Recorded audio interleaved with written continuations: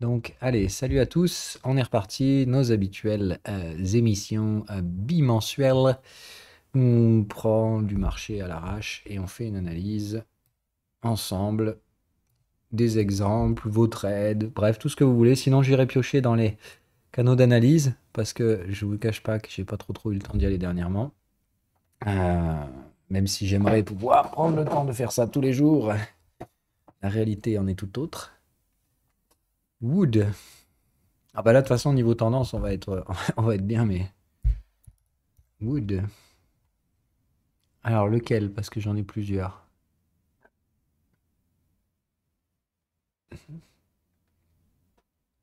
Le Nasdaq, ok. Niveau liquidité, on a l'air limite. Bon, en daily, on va dire que ça passe. Ok.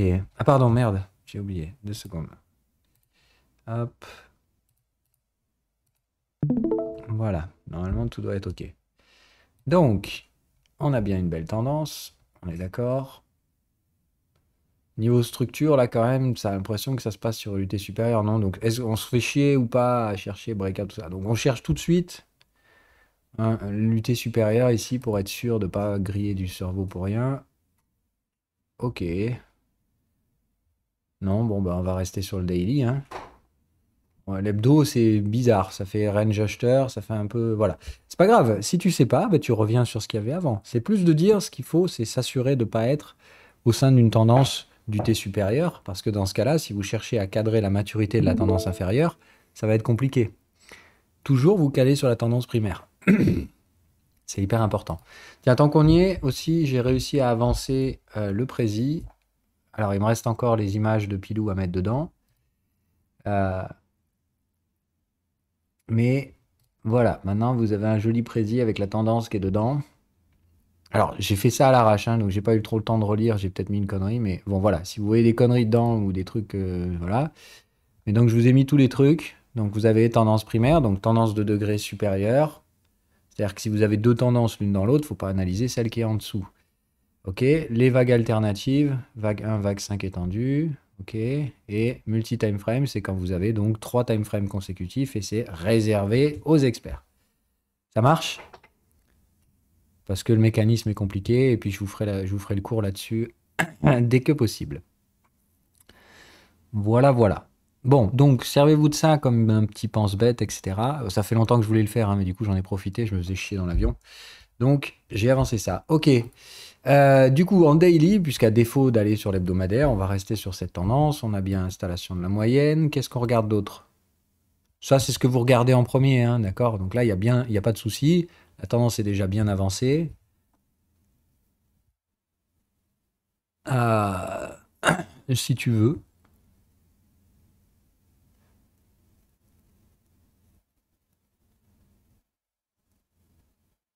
Euh, le lien est toujours le même. Alors, je ne sais pas si quelqu'un peut le reposter ici. Vraiment, ce prési, hein, c'est un truc que vous devez foutre dans vos marque-pages sur vos navigateurs à consulter autant que nécessaire, hein. C'est vraiment le pense-bête de base. Ok, cool.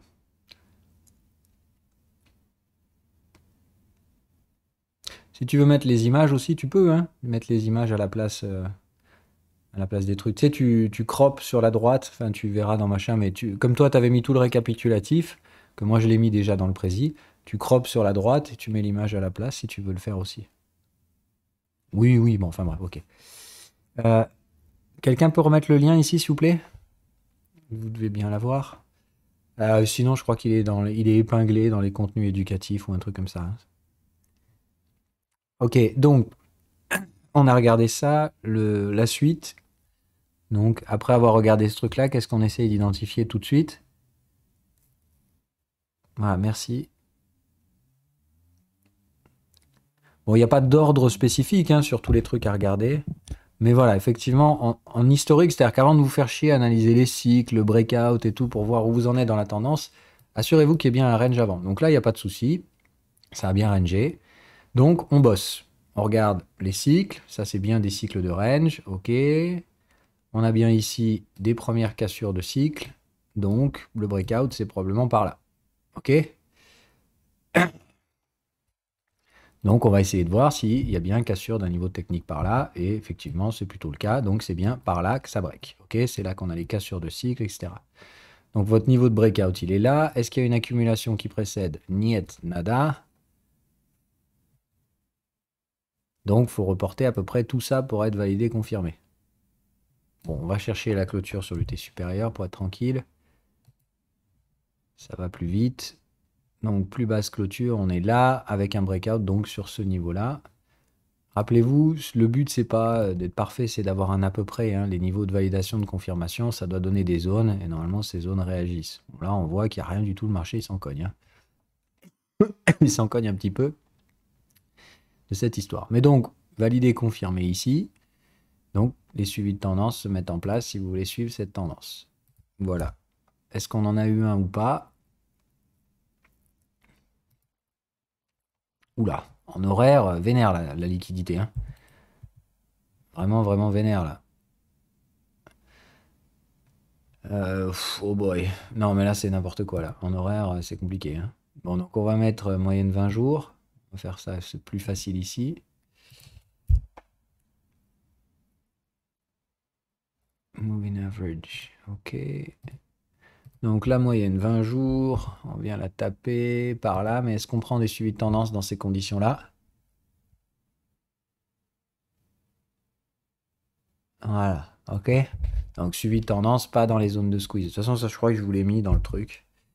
Dans le précis, je vais aller vérifier, sinon je vous le rajouterai. Mais il me semble qu'il faut vraiment... Donc les suivis de tendance.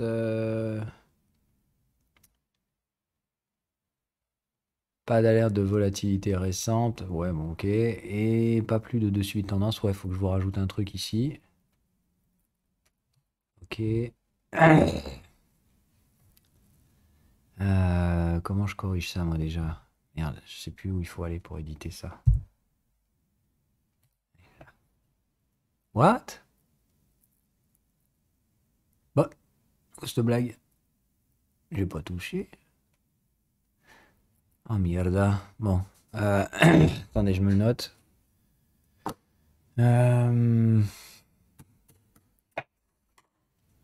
Rajouter.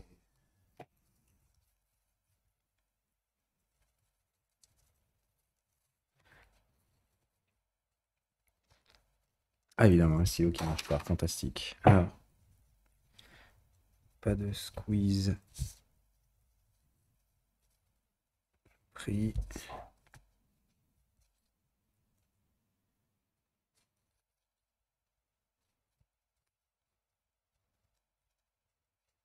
Non, enfin, c'est pas qu'il n'y a pas de squeeze. C'est de dire, si vous êtes dans la zone de squeeze, vous attendez que les prix chutent. Hein. D'accord? On ne doit pas trader à l'intérieur d'un squeeze, c'est-à-dire qu'il n'y a pas assez de volatilité. Rajouter. Non, pas de squeeze. Bon, est-ce que ça vaut le coup que je vous mette le truc dans les règles ou vous captez que de nature. Voilà. Enfin, de toute façon, normalement, pas assez de volatilité égale vous tradez pas là-dedans, quoi.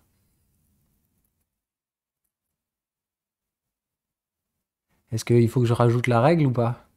Moi, il me semble que ce serait pas mal, hein, mais Bah, disons que dans les squeezes, vous attendez que les prix sortent du squeeze pour faire un truc, quoi. Voilà. Qui est un minimum de volatilité, qui est un minimum de travail de prix pour pouvoir faire un suivi de tendance. Bon, rajoutez pas de squeeze de prix sur la tendance primaire. Ou c'est pas de squeeze.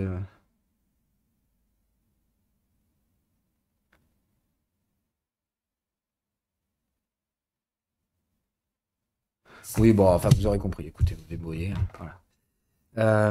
Je pense que j'essaierai de trouver une formulation plus claire. Donc là, bah, il n'y a rien, rien, rien, rien, rien, rien, rien. Et vient le pot pullback. Donc, pas de suivi de tendance sur ce truc. On a un pullback qui se met en place timidement. Est-ce qu'on a le range mature sur l'UT inférieur? Oui. On est à combien de bornes là? 4, 5, 5. Je sais pas si on peut compter ici. Ok, bon pour l'instant c'est vraiment le foutoir. Donc 23%. Là ce qu'on se dit c'est que si ça lâche, Vers le Fibo 38, ça se paye pour un pullback. Moi, je verrai que ça, quoi.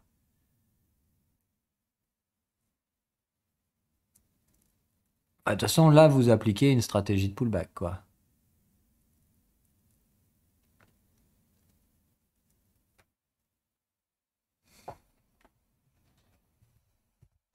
Le signal existant de pullback, oui, vous en avez un ici. Ça se payait en tant que pullback. Vous avez été validé là. Donc votre stop, il est là. Et puis voilà, hein. Normalement, vous êtes dedans. Là, si vous vous faites chasser, ça vous coûte plus rien. Et vous retentez le coup sur 38% s'il y a un signal. Théoriquement, là, c'est bien, hein. Enfin, vous n'avez pas trop eu de soucis. Là, c'était navigation tranquillou. Pas de soucis.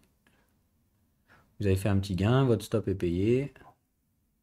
Ou pas. Enfin, tout dépend de la gestion du risque que vous avez mis ici.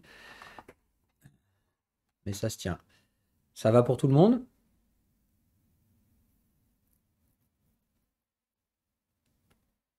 Ok, super. VIRP.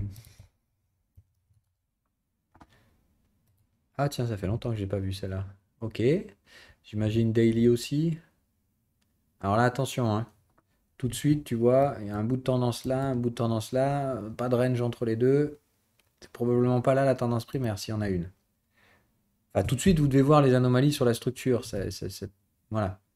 Donc là, quoi qu'il en soit, déjà, c'est pas là qu'il faut regarder. Voilà, on est d'accord, ça sent la tendance sur... Oh putain, oui. Ok. Et ça, c'est funky comme truc. Ok, donc là, pareil, ouais, il y a une grosse belle tendance ici. Est-ce que c'est ce time frame là qu'il faut regarder? Enfin, là, soit on fait un excès final, donc il n'y a plus de tendance. Soit, dans tous les cas, là, il vaut mieux aller jeter un œil sur l'UT-Sup, hein. Ok, bon, pour moi, il n'y a pas de discussion possible. C'est vraiment sur le mensuel que se trouve la tendance primaire. Alors, je sais pas ce que c'est que cette histoire funky au début, là. Mais il y a quand même un bon bout. Putain, mais pourquoi il est allé choper cette méchouse de merde, là? Ouais, quoi que si, il n'a pas le choix, il est obligé de bosser comme il veut. Comme il peut. Bon, là, du coup, Framework, il s'est mal calé, hein, à cause de ces méchous à la con, là. Euh, Mais bon, bref. On va dire qu'on a un range ici, un peu petit. Ok, que ça break par là. On est d'accord là-dessus ou pas? Enfin, si on fait abstraction de ça et des mèches, quoi. C'est-à-dire, si j'essaie de me concentrer, ici, on a fait bah, tac, tac, troisième borne. Ça se replie, peut-être ça, une accumulation. Et ça tente de breaker. Bon, en tout cas, ce sera au moins le cas en hebdo. Mais là, bon, je vois que le contexte hebdo, il est à la ramasse, il a chopé ces bougies-là. Donc, là, c'est un peu chiant pour caler le truc. Mais bon, on serait d'accord pour dire, en gros, s'il n'y avait pas eu ça, le niveau de breakout, c'est à peu près par là, quoi. Et on voit bien que c'est en mensuel, hein, il n'y a pas de cycle et tout. Donc, disons qu'à défaut d'eux, il faut bien casser un truc. Moi, je dirais qu'on casse à peu près par là. Là, c'est vraiment, il va falloir nager dans le beurre, hein. Enfin, sans déconner, c'est tout pourri, là. Enfin, il y a trop d'anomalies de prix avant. Ok. Donc ça a quand même l'air d'être une tendance multi-time frame, mais c'est pas si excessif que ça, hein. Donc disons qu'ici c'est probablement une tendance hebdo-mensuelle, pas forcément 3 time frames. Quand vous avez 3 time frames, hein, ça finit toujours comme ça sur le time frame supérieur. Donc là, c'est pas trop le cas. Il y a un gros pullback ici. Et du coup, bah, gros excès final mensuel, et puis c'est bien excessif. Mais bon, attention, hein, là, moi je suis pas à l'achat d'un truc comme ça, hein. Ça faut vraiment, vraiment pas acheter, hein. Il n'y a pas de range trimestriel dessus. Donc là, c'est vraiment, vous êtes sur la tendance primaire et elle est finie, quoi. Ça, c'est gros excès final et il est très excessif. Un truc comme ça, vous avez plutôt intérêt à vous barrer de ça, hein. Ça va pour tout le monde, du coup? Tendance primaire mensuelle. On voit bien, hein, breakout. Il doit y avoir, je sais pas moi, un ou deux suivis de tendance. Là, c'est un peu excessif. Gros pullback derrière pour revenir à la normale. Et là, du coup, excès final, il faut attendre de déborder le plus haut. Donc tout ça, c'est l'excès final. Les cassures de cycle, ça trade large au-dessus des contextes, exit, cassos, hein. Voilà. Truc comme ça, c'est vraiment, vraiment cassos, hein. Alors, le exit, c'est pas nécessairement obligatoire pour un excès final. C'est juste de dire qu'un excès final avec un exit, tu te casses. Hein. Excès final avec un take profit, ça veut dire si t'es chaud de vraiment jouer encore, peut-être tu peux essayer de tirer un tout petit peu plus. Mais exit, ça veut vraiment dire, mec, prends tout, casse-toi. Voilà. C'est prends ta thune et va-t'en. Pas de TP partiel quand vous avez de l'exit sur une zone d'excès final, quoi. Et exit, faut savoir que bon, c'est plutôt de dire que ça, c'est un degré plus agressif de pattern que les take profit. C'est surtout pour ceux qui tradent en reverse. En reverse, quand vous avez exit, faut y aller, quoi. Mais bon, avant que vous fassiez du reverse, les gars, c'est pas pour tout de suite. Donc je sais, hein, les outils sont extrêmement compliqués au premier abord, etc. Mais c'est fait pour. Hein. Enfin, c'est fait pour. C'est parce qu'ils sont faits pour vous suivre de débutant jusqu'à vraiment vénère en termes de gestion du risque. Hein. Donc évidemment, au début, il y a plein de trucs qui servent à rien, quoi. Enfin, qui vous servent pas encore pour aujourd'hui. Voilà. Petit à petit, je vous apprends la complexité du bordel.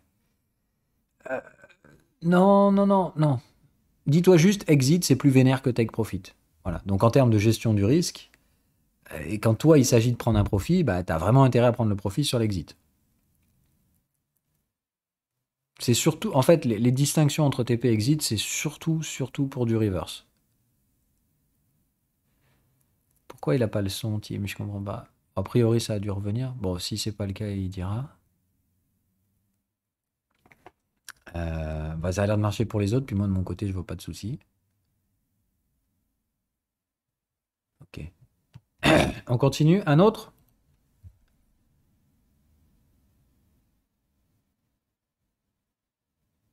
Dave. Merde. Dava. Ok, alors on va. Ouf, ouh, la quenelle. Donc on part toujours du daily. Hein. Quand vous analysez des actions, c'est vraiment le mieux daily. Donc là, ça parabolise un peu. Est-ce que ça sent les tendances multi-time frame? Il y a des sens quand même. Il y a des chances. Donc, on a un range ici, un breakout par là. Ok. On regarde en hebdo.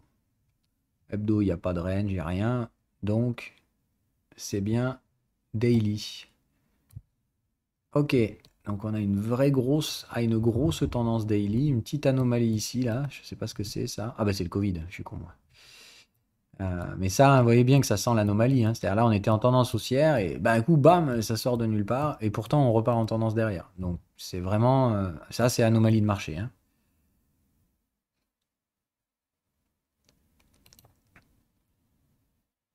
Oui, oui, du coup, en plus, ça repart en V-bottom. Enfin, c'est plus de dire, n'oubliez pas, hein, je vous donne des règles qui structurent les marchés. C'est pas le cheat code du trading, hein, sinon ce serait trop beau, quoi. Enfin, t'imagines si ça marchait 100% du temps. S'il n'y avait pas de marge d'erreur et s'il n'y avait pas de trucs qui viennent flamber tes gestions une fois de temps en temps, on serait déjà tous millionnaires. Hein. Donc bon, là, élément exogène, mais on a bien donc le range, les breakouts. Premier suivi de tendance. Je dirais peut-être deuxième ici, rapide. Donc là, tu as deux suivis de tendance. Puis bah, tu vois, du coup, ça veut dire qu'ici, en soi, tu aurais déjà récupéré une partie de tes profits. Tu te manges le Covid. Hein. Bon, là, je veux dire, c'est plus de dire que là, si tu achètes ça comme un pullback, voilà, tu es bien accroché. Mais normalement, déjà, tu aurais dû encaisser une partie de tes bénéfices ici. Hein. Ça, c'est typico, classico de la divergence. La fin de cycle, etc. Enfin, voilà, tu as vraiment le typico de la divergence. Voire même, attends, en daily. Attends, je vais zoomer un peu. Non, en daily, donc ton breakout, il est là. Ça veut pas de souci, on casse ça. Premier suivi de tendance. Ah, attends, on finit même un cycle vendeur ici, là. Donc en soi, c'est pullback. Attends, faut que je me remette là pour voir si on a clôturé sous les contextes. Ah non, tu vois, on n'arrive pas, à chaque fois ça repaye. Hein. Donc là, c'est pas assez. On va voir si ça l'a fait après. Fin de cycle vendeur. Ah, ça veut pas, hein. Tu vois, à chaque fois, ça veut pas clôturer sous les 50%. Donc ça, c'est pas assez pour un pullback. Ça retrace vraiment pas assez. Disons, c'est un peu agressif pour considérer la fin de cette tendance. Donc là, tu fais des... Ouf, ouais, j'avoue. Donc, suivi de tendance, probablement le deuxième ici. Je vais mettre la moyenne 20 pour qu'on soit tranquille et qu'on n'ait plus besoin de changer de time frame.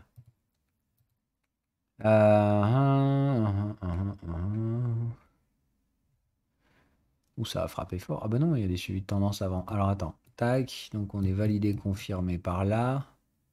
Donc tu as un premier suivi de tendance ici. Tu te manges tout le range, mais tu as quand même un bon prix, hein. Toi, tu payes par là et puis tu attends, hein. Donc premier suivi de tendance. Le deuxième, il est difficile à trouver, l'enculé.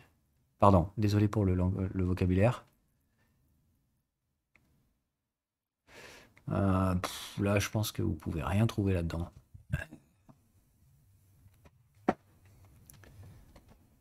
Non, tu te fais pas sortir de ça. Pourquoi tu te ferais sortir? Rappel, premier suivi de tendance, si tu mets à break-even trop vite, tu vas te le faire chasser tout le temps.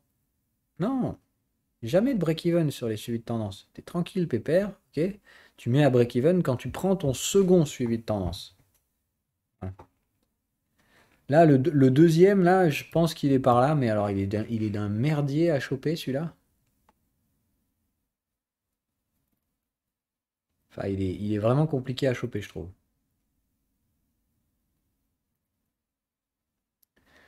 Euh, Donc bah voilà, hein, moi je dirais de toute façon quand t'as là, tu commences à dire bon, divergence ou je vais avoir un beau suivi. Mais pour l'instant, t'as rien, il n'y a pas de troisième borne. Là, elle se fait squeezer bizarre. Je sais pas, c'est chelou. Franchement, ça, je saurais pas comment aborder le second suivi de tendance ici là. C'est vraiment un cas de figure spécifique quoi. Euh, Ok, là tu vois bien, on vient travailler la troisième. Elle se fait squeezer. Du coup, oui, c'est limite. Là, moi je l'aurais repayé en repli. Évidemment, là tu te prends une douille Covid, hein. Mais ça, c'est typique, hein, troisième borne squeezée. Donc normalement, tu mets un ordre ici pour racheter et reprendre ton deuxième et dernier suivi de tendance, hein. Ouais, et là, tu te fais chasser comme un malpropre.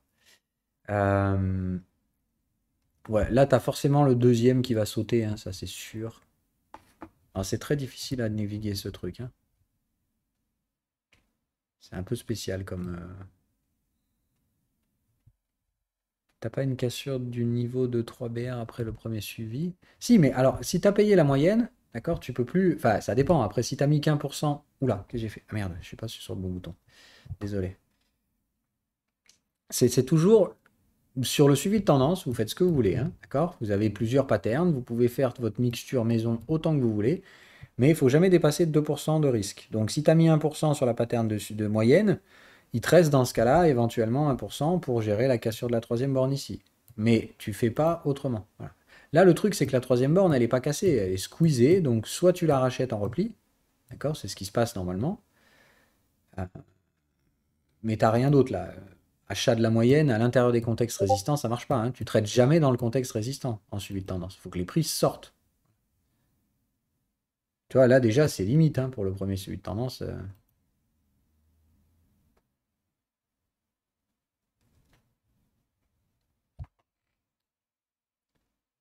Ouais, même moi je dirais que là, c'est pas assez en retracement, hein, pour le suivi de tendance. Donc là, t'attends. Enfin, tu vois, tu vas pas acheter à l'intérieur du contexte résistant de l'UT primaire, quoi. Je veux bien que vous payiez les moyennes, mais il faut quand même attendre que le prix réagisse un peu, quoi. Ok, je sais pas, ouais, du coup, moi, ce truc-là, à défaut, ce serait troisième, quatrième, et tu payes là en cassure, ouais. Vous repayez ici en cassure haussière. Euh,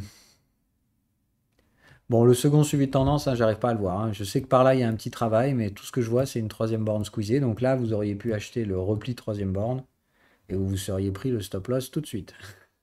Merci, au revoir. Après, c'est voilà, hein, il n'y a pas de science infuse, les gars. De temps en temps, vous prendrez des pertes. Et c'est pas spécialement ni plus ni moins de votre faute, quoi. Là, c'est juste de dire un truc comme ça, c'est une belle tendance bien lancée.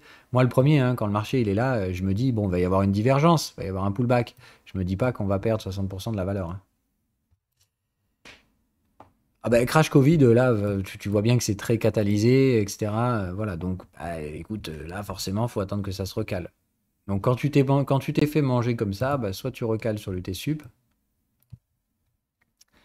soit tu tiens tes positions. Enfin, après, je veux pas vous apprendre à tenir les positions. Voilà, c'est plus de dire, tu manges tes stop loss et puis tu passes à autre chose.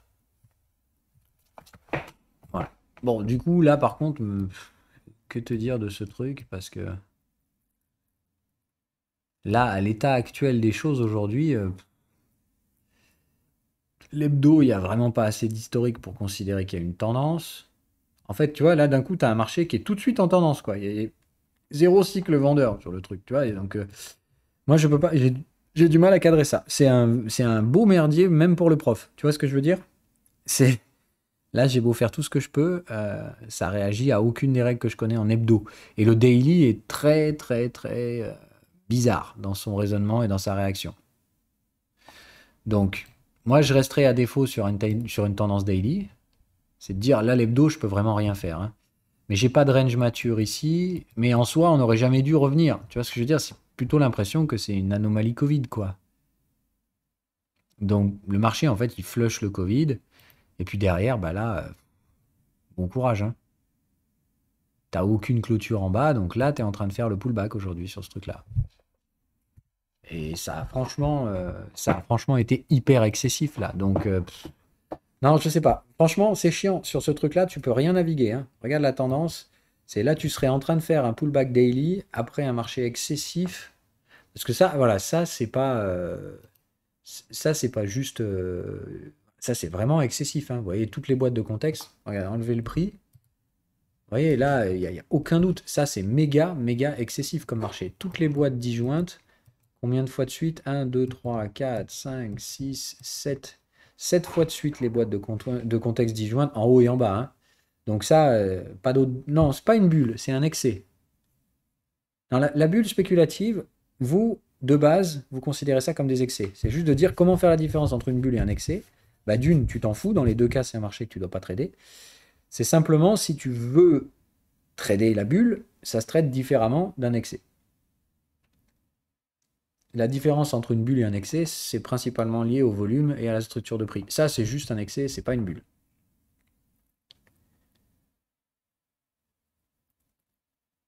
Et les excès sont souvent le signe de tendance sur des UT supérieures.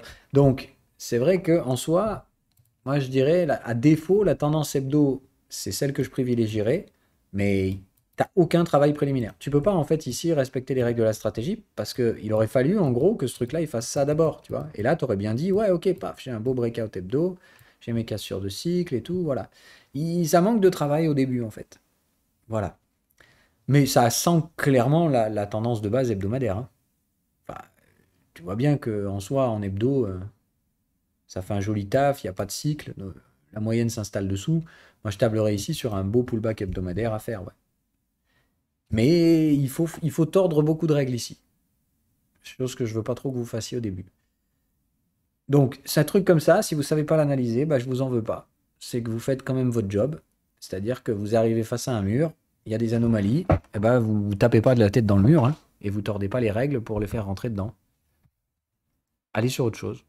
Un autre exemple?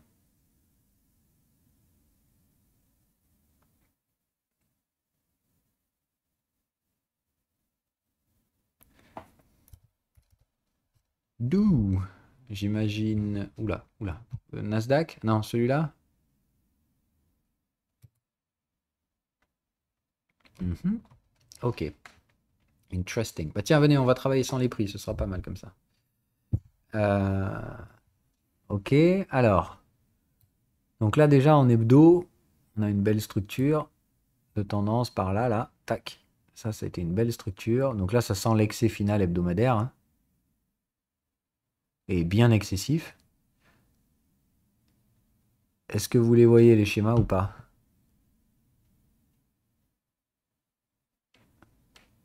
Ok, on vérifie qu'il n'y a rien en mensuel. Bon, le mensuel, non, il n'y a pas assez. Voilà.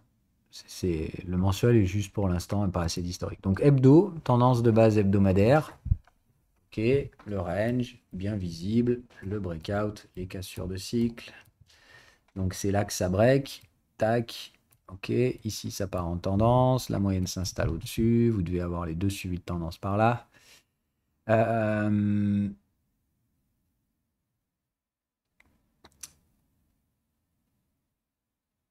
Qu'est-ce qu'il y a là? Bah, le pullback. Ok, donc un pullback par là. Gros retracement quand même, hein, ça a bien tapé. Donc là, apparemment, ça a été vénère comme retracement. Là, c'est le Covid. C'est ça, voilà. Donc, plus de dire là, ça fait le pullback, il y a un petit peu d'anomalie, bam, ça va taper le Covid. Donc, attends, fais voir les prix. Oh boy, oui, ok, merci le Covid. Disons que bon, du coup, le pullback a été un peu profond. Mais bon, là, c'est clairement anomalie de prix, hein. C'est, tout le monde vend ça, on ne sait pas pourquoi, voilà. Bref, ça remonte aussi vite, hein. Technique du V-bottom, on va chercher des prix pas liquides, avec ceux qui avaient des stop-loss pour se faire stopper. Sinon, il fallait attendre quelques mois pour que ça remonte. Et donc, excès final, ciao, bye bye. Ok, là, hein, on est bien d'accord, quand vous avez ces trucs-là, cassure de cycle, ça traite au-dessus des contextes. Là, cassos, hein. Vous n'avez pas besoin d'attendre celui-là, hein.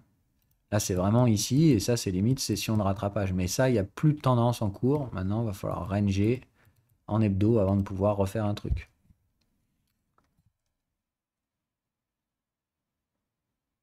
Ah, ça, c'est une bonne action à racheter sur support. Voilà, vous attendez que ça frappe le contexte acheteur. Alors, c'est un achat de deuxième borne. Donc, c'est plutôt de dire attendez et on vendra la troisième sur ce truc-là.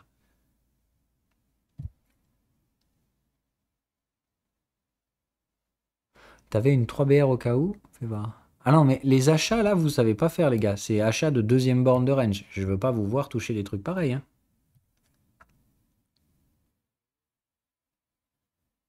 Alors, le seul truc que vous pouvez faire ici, pardon, parce qu'il y en a quand même un que je tolérerais, ce qui serait de dire, bon, là, dans ce cas-là, on a un breakout, validé, confirmé, boum, on revient visiter les niveaux de breakout. Bon, merci le Covid quand même, hein, mais le pullback, déjà, ici, il était vénère. Donc, c'est de dire, vous avez deux tendances, enfin, deux impulsions. C'est vrai que je surveillerai la zone de l'overlap, éventuellement pour un achat. Mais c'est la seule stratégie acheteuse que vous pouvez exploiter. Et si vous vous dites là, la tendance est finie, on a fait un excès final, tac, ah non, ça c'est acheter une deuxième borne de range et vous ne savez pas faire. Ça c'est de niveau expérimenté. Donc là, c'est juste, vous avez pris vos profits, vous laissez tomber et vous revendrez la troisième. Ok? Sauf si vous voulez appliquer la stratégie, j'achète l'overlap.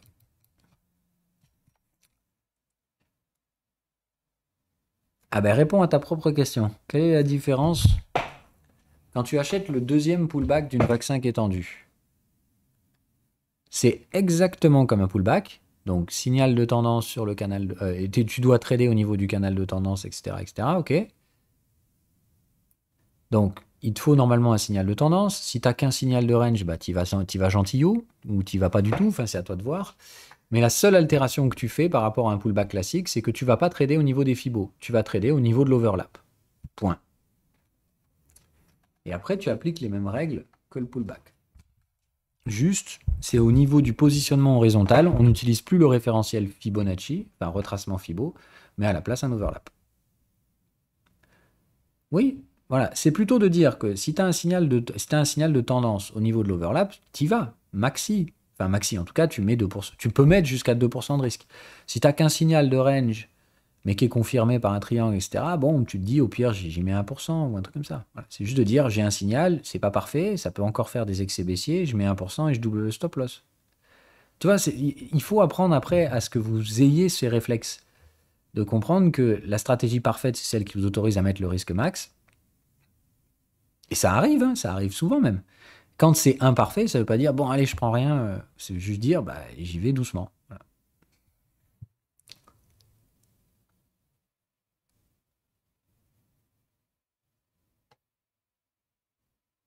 Et juste avant la fin d'année 2021. Là, ouais, c'est un peu limite quand même, hein. Enfin, un excès final, c'est pas juste, je vais mettre deux bougies dans la TH, quoi. Euh, Regarde, je nous y mets en temps réel. Non, non, ça c'est pas assez pour excès final. Non, non, surtout après avoir mangé un truc comme le Covid. Là, tu te laisses porter, t'as aucun signal vendeur. Tu sais qu'il faut surveiller, hein, mais moi là, je m'inquiéterais pas outre mesure. Regarde, là, tu vois, ça pop des take profit. Là, je me dirais, ok, TP, pourquoi pas. Là, éventuellement, mais c'est qu'un TP, justement, ce que je te dis, c'est là, soit tu pilotes à court terme, soit tu te dis, justement, on a clôturé tout en haut, donc l'objectif, c'est d'attendre l'échéance suivante et d'essayer d'aller taper là et de regarder comment ça réagit entre 90 et 95. Voilà. Là, tu as des take profit.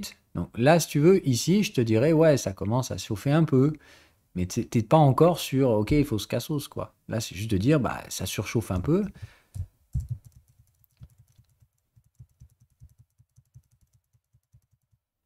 Mais ça tient, hein. Oh, là, voilà, là ça commence à casser des cycles. Là, c'est le moment où tu fais vraiment cassos, quoi.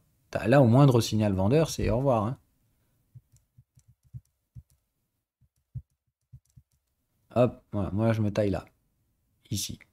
Je veux pas chercher à comprendre, tu vois, la bougie elle est clôturée en overload. Si tu veux tirer plus, t'y vas, hein. Moi je me casse là, voilà.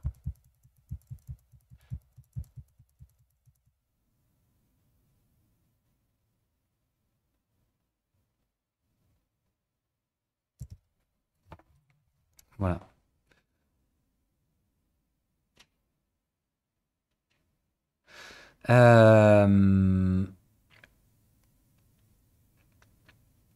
Un autre.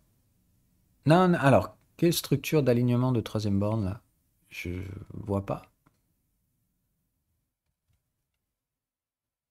Là, il n'y a rien là.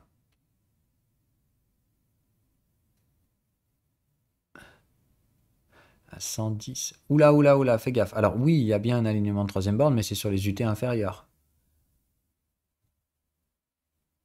Ok.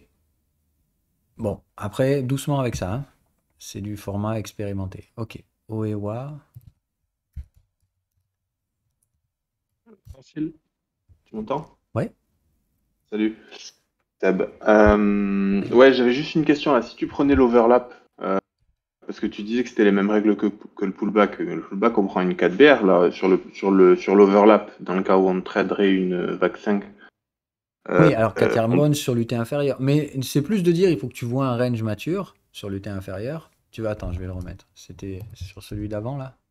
Ouais.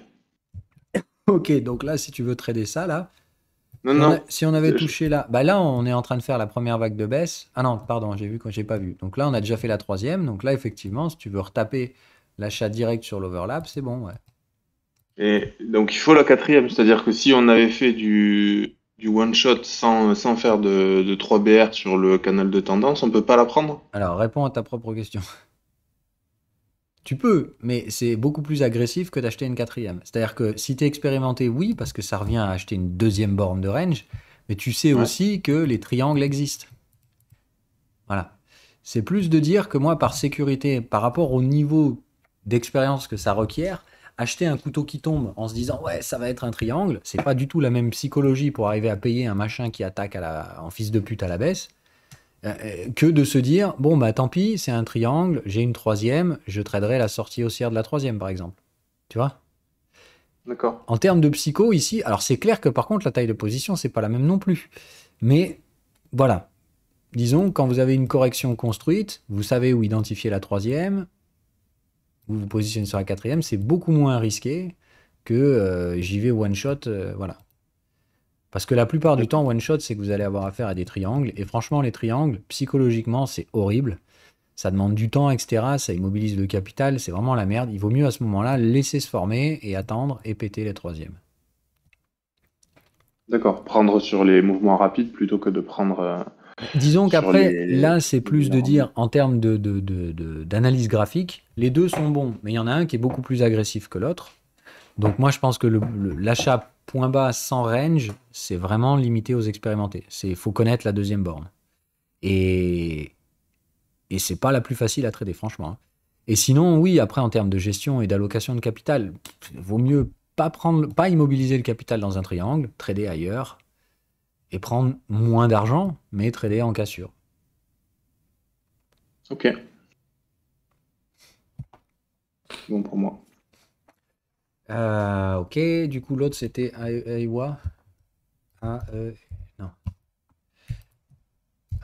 Aewo. Non, c'était pas ça, merde. OEEO.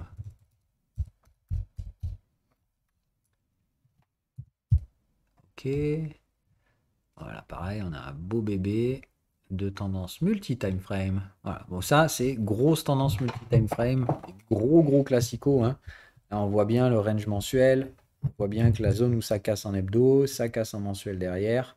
Ça, c'est magnifique, hein. C'est cassure daily, hebdo, mensuel, tout sur la même zone. Grosse tendance multi-time frame en cours là-dessus. Donc, de base, vous faites pas la tendance multi-time frame. Vous faites l'hebdo, vous faites le mensuel. Ok, mais il faut que vous sachiez que le mensuel, il va être excessif. Hein. Ce sera le minimum. Ça va pour tout le monde ou pas?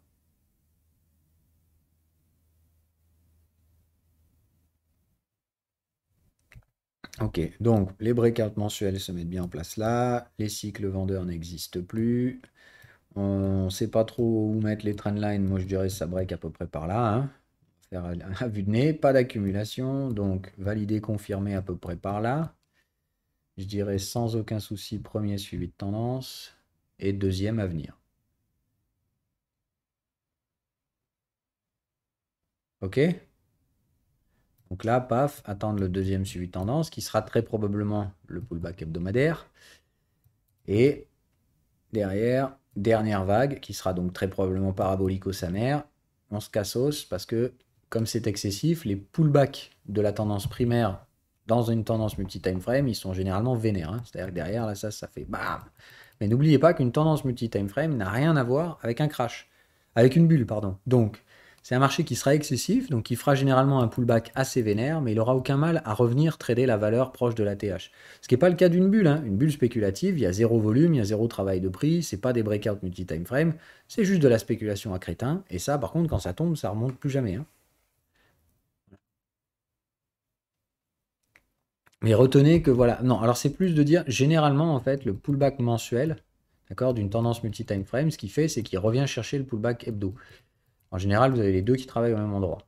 Mais comme ici, on est très excessif sur cette vague-là, en général, le repli vers ce niveau-là, il fait mal aux dents. Hein. Si vous êtes toujours dedans, il va vous surprendre.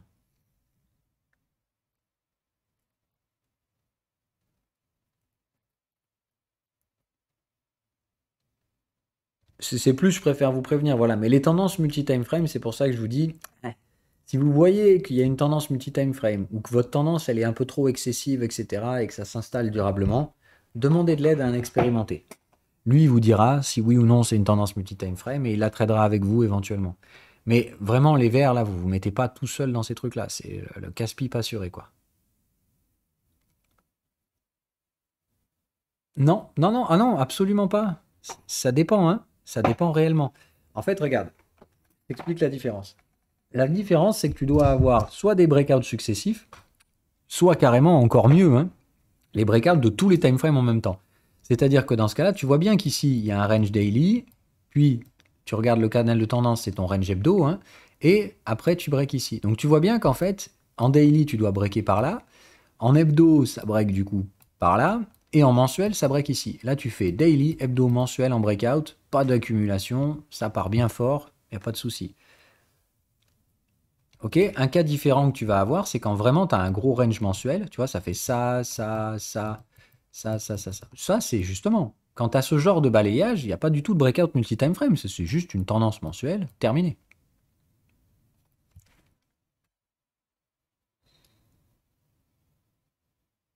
Est-ce que vous voyez la différence ou pas? Si c'est pas clair, vous le dites, hein, d'accord? Mais de toute façon, dans le doute, vous demandez à un expérimenté. C'est vraiment la base. Tendance multi-time frame égale les verts, je veux même pas vous voir essayer de trader ça. Hein.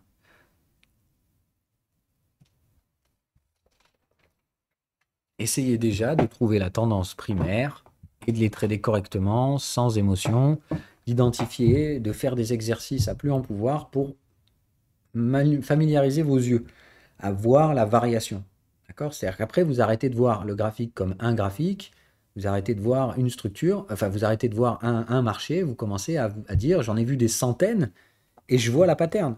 Vous arrêtez de voir le prix, vous regardez comment se comportent les outils à la place.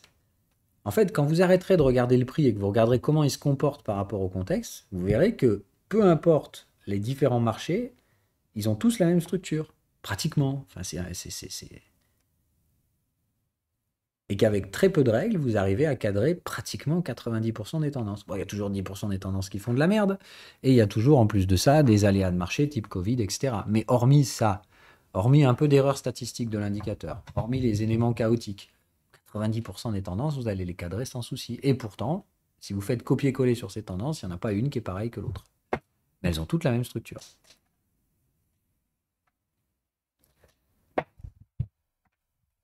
Alors, on en fait encore une? On a 10 minutes.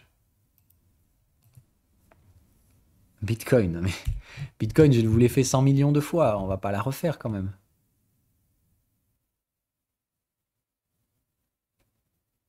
Tiens, moi j'en ai une pour vous, Nexo. Je me la suis faite ce matin.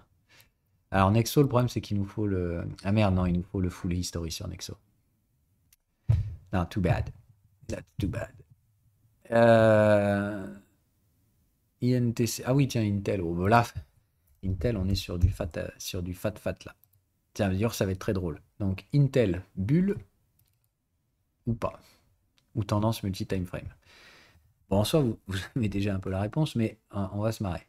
Donc, on va pas étudier cette partie-là, ok? On va étudier toute la partie jusqu'à la bulle des 2000 pour que vous voyez un peu le délire.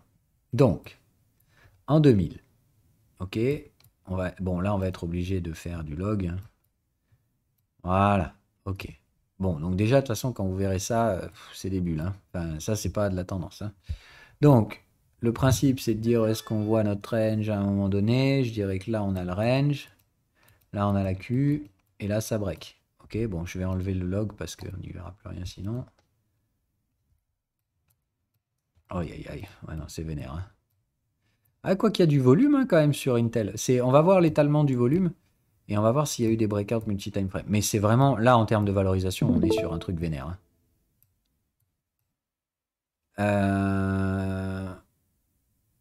Alors, donc, on a notre range ici, on est d'accord. Notre range, il a cette forme-là. Oh là là, c'est funky, hein. C'est-à-dire, déjà de base, c'est haussier.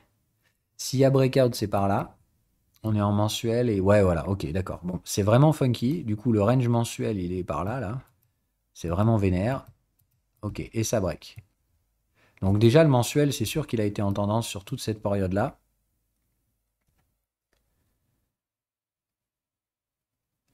Et du coup, bah, on va voir. Donc, putain, déjà, sortir par le haut de range acheteur, c'est pas donné à tous les actifs. Ok, donc ça sort par le haut, c'est par là qu'il y a l'accumulation. Donc on est en breakout, on va dire par là. Oui, c'est à peu près ça. Voilà, ça break par là. Ça, c'est la forme d'accumulation. Donc accumulation hyper vénère. Bref, je sais pas. C'est vraiment... Ça, vous en verrez pas souvent, hein. Là, c'est vraiment vénère comme truc. Ok, donc je dirais valider, confirmer par là, à défaut de pouvoir faire mieux, hein. Donc premier suivi de tendance, deuxième, et puis ça part en couille. Voilà. Donc à ce niveau-là, c'est déjà excessif. C'est-à-dire que vous voyez, ça fait zéro pullback. Et regarde la tronche des contextes, on est en mensuel, hein. C'est-à-dire que là, soit tu bascules en trimestriel, soit tu te dis oh boy, ok. Donc là, c'est au moins excessif, hein, d'accord. Et pour faire la différence entre un accès et une bulle, ça c'est une bulle, hein. Enfin, ça a l'air. Ne vous amusez pas trop à le faire, mais voilà. En fait, il faut prendre le point de départ de la tendance. Donc on l'a dit, c'est ici. Étirer le volume et regarder si la distribution est... Voilà, bulle spéculative. Goodbye. Bulle spéculative par excellence. Vous voyez, ça distribue plus du tout à la fin. C'est vraiment n'importe quoi. Voilà. Donc, on va dire jusque-là, ça fait tendance déjà excessive, hein, mais il y a quand même une bonne distribution du volume. Et là, c'est la phase de bulle, la phase finale, hein, l'euphorie 99 jusqu'à 2001, est terminée, quoi. Ok?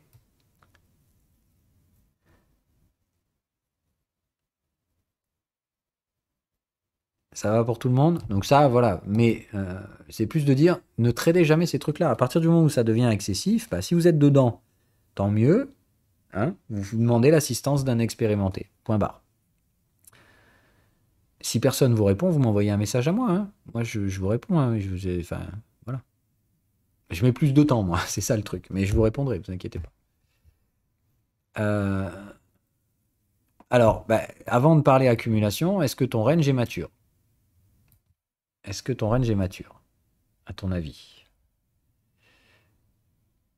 Alors, je dirais oui et non. Je sais pas, j'ai du mal. Bon, j'ai vrai que j'y dirais qu'on a quand même un semblant de truc qui ressemble à une troisième là, mais bon, ça n'a pas franchement rebondi assez, hein. Ça n'a pas réussi à squeezer non plus, donc franchement, moi je sais que j'achèterais pas ça aujourd'hui, hein. Ça a plus trop la troisième borne ici. Et déjà, les mecs qui ont acheté là-haut, ils ont de la chance, on leur repropose le prix. Bon, après, les mecs ont mangé 20 ans d'inflation, hein. Donc en soi, tu divises ça à l'inflation, les mecs ils sont perdants là-dessus, hein.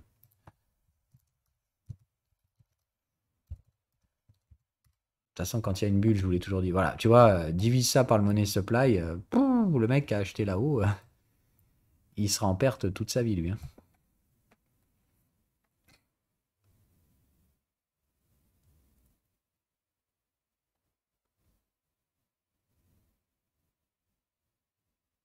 Ok? Donc là, de toute façon, tu vois, hein, regarde le comportement cyclique, c'est que du range. Mais un marché comme ça, je retente pas le coup à l'achat. Hein. Oui, en plus, c'est 20 ans avec ton cash immobilisé. Enfin, ce que je te dis, c'est une dilution. C'est une dilution de ton capital lente et douloureuse. Bref, moi, j'achète plus ça. De toute façon, j'ai dit, une boîte qui a fait une bulle, elle en fait une, elle en fait pas deux. Hein. C'est pour ça que je dis Apple. En soi, c'est la même histoire hein, qu'attend Apple aujourd'hui. C'est crash out, terminé. Ça revient sur les zones où on avait laissé du volume. Ça met des années derrière à ruiner tout le monde à coup d'inflation, etc. Et puis après, éventuellement, ça repart. Mais bon, moi, je parie rarement 2 fois sur le même cheval, quoi. Hein. Il y a des exceptions à la règle, bien entendu. Mais Apple, il avait pas fait une bulle en 2000 déjà? de quoi? Apple, il avait pas fait une bulle en 2000 déjà? Ah non, Apple, ça n'existait pas en 2000. Si, Apple fait exister en 2000. C'était pas listé en tout cas. C'est pas coté. D'accord. Ah si. Ah non, mais tu vois, il n'y a pas de bulle en 2000. Hein. Apple, ça n'a pas été si ouf en 2000. Ça a fait, je crois que ça a fait un petit pump, puis c'est tout. Regarde. On n'était pas sur du fou furieux. Hein. T'as vu, c'est. Par contre, je vous dis, voilà, souvent, toujours, par contre, les leaders d'un cycle existaient toujours, enfin, avaient déjà montré les dents dans le cycle précédent. Hein. C'est pour ça que je vous dis, l'historique, c'est toujours très intéressant. Et je vous disais, il n'y a pas de souci, on va créer une bulle sur les cryptos, hein, ça c'est quasi évident. Et celles qui survivront derrière, c'est pas forcément celles qui ont fait la bulle. Hein. Mais ce qui est sûr, c'est que celles qu'on aura dans 10 ans, elles existent déjà aujourd'hui. Ça, c'est sûr. La question, c'est lesquelles. Et puis de toute façon, moi, j'en ai rien à foutre. Hein. Je vous dis, s'il y a bien une bulle, ça va partir en sgeg, je vais prendre mes profits, et puis je garderai quelques trucs, et le reste, je rachèterai quand les gens en voudront plus du tout, quoi. Ah bah en tout cas, t'es obligé un peu aujourd'hui. Enfin, tout est financiarisé, etc., etc. Après, c'est plus de dire que si tu veux profiter de la fin de l'ère du capitalisme, oui, là, il vaut mieux plutôt apprendre à trader. Mais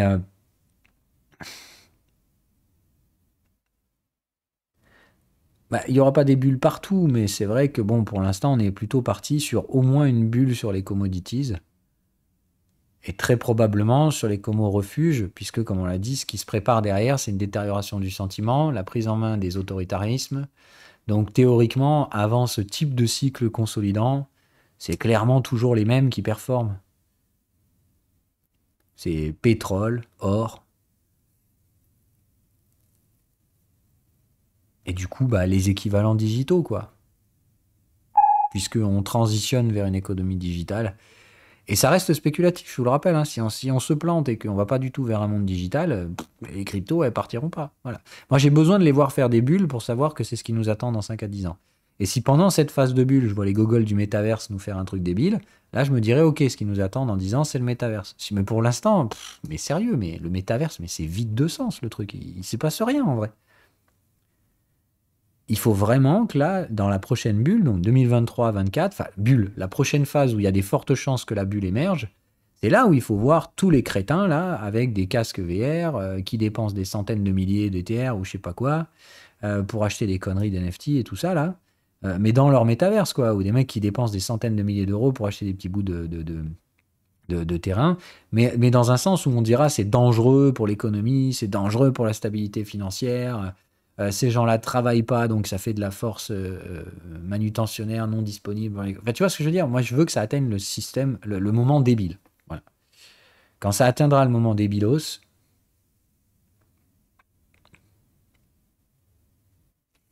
ouais, mais on n'y est pas encore. Pour l'instant, c'est rigolo, tu vois. Je veux dire, ça fait rire les gens. Moi, c'est vraiment un état. Today, we're going to talk about the metaverse.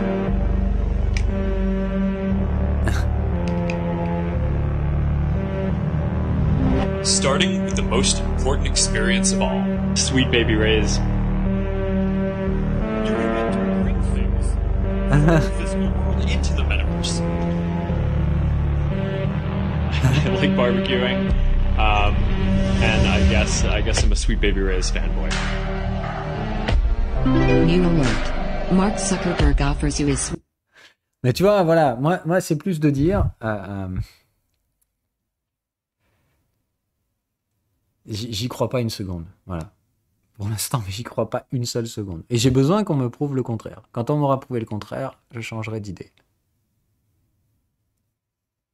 Oui, alors ça, je suis tout à fait d'accord. Et c'est vrai que là, je suis prêt à mettre beaucoup plus d'eau dans mon vin, parce que certains me l'ont reproché après avoir dit que le métavers c'était de la merde.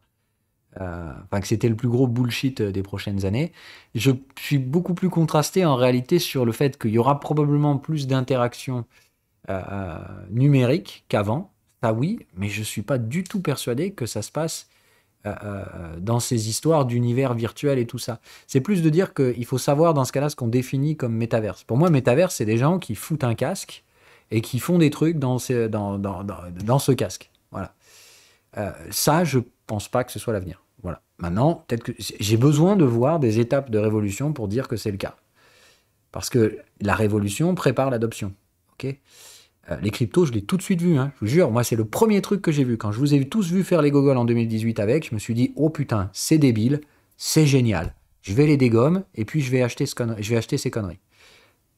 C'était vraiment, pour moi, c'était clair dans ma tête. Hein. Ça a été un scénario qui a mis 3 ans quand même à se mettre en place. Hein. Mais c'était clair. C'était de dire, je vais les shorter sa mère. Et avec le short, je paierai les achats. Comme ça, je ne dépenserai même pas un centime de ma poche. Non, encore une fois, arrêtez avec vos affirmations. Moi, j'en sais rien. J'ai au moins l'humilité de dire que ce soit augmented reality ou VR ou tout ça. Il y a un truc dont je suis sûr. Les jeux vidéo, par contre, ça, c'est l'avenir. Parce que je peux te dire que j'ai vu tous mes potes pendant le Covid. Le premier truc qu'ils ont tous fait quasiment, hein, sans aucun qui faisait exception à la règle. Ils ont tous passé un temps fou sur les consoles et ils continuent de le faire depuis. Et ça, je peux te dire que ça veut dire quoi ? Ça veut dire que tout le monde aujourd'hui a un biais de gaming assez important. Donc moi, je pense que si jamais il y a un truc qui va dans le métaverse, c'est les jeux vidéo. C'est-à-dire que si effectivement demain, ils arrivent à être vraiment bons en termes de production de jeux vidéo avec un truc machin autour de la tête, etc., là, les gens, ils iront. Mais de là à aller faire les gogoles en mode je rentre chez moi, je parle même pas à ma femme, je mets mon casque de VR pour aller faire mon Facebook like dans 3D, nah, not gonna happen. Est-ce que tes jeux demain ils vont être en 3D, etc. Franchement, oui. Si c'est vraiment bien fait, moi je le ferai. Mais le problème, c'est de comprendre que pour l'instant, il n'y a rien qui nous donne envie de faire ça. C'est rigolo pour faire du Candy Crush ou du Candy Crush-like, là, tu vois, où tu joues au lightsaber, un machin, c'est rigolo. Mais franchement, mis à part faire ça, 2-3 jeux de zombies à la con, où une fois que t'as fait ça, ça te fait chier, c'est nul, on est d'accord. Enfin, moi je préfère un point and shoot avec une souris, quoi. Ou un bon vieux RPG, voilà. Je vois pas l'intérêt pour l'instant encore. Ça manque de retour haptique et trucs comme ça. Ils y travaillent, hein. Je t'ai pas dit qu'ils y arriveraient pas. J'ai juste dit que pour l'instant, à mon avis, ils misent beaucoup sur un truc qui est quand même assez hypothétique. Donc moi, plutôt que d'acheter les boîtes de métaverse, je préfère plutôt acheter les boîtes de gaming. Elles, je sais qu'elles marcheront quoi qu'il arrive, métaverse ou pas.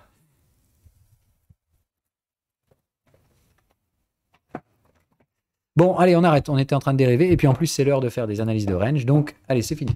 Je coupe le replay pour vous. Salut, à dans 2 semaines.